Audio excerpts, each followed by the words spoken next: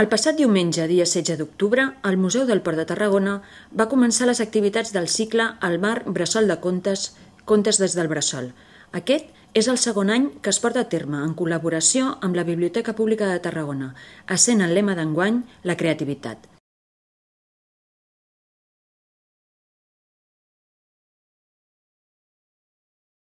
Els més petits de la casa, de 0 a 3 anys, acompanyats de pares i mares, van gaudir del ball a manetes a càrrec de Montserrat Dolcet, amb qui van navegar més d'una 70 de participants guiats per la música en un mar imaginari, a l'aula d'activitats del Museu del Port de Tarragona.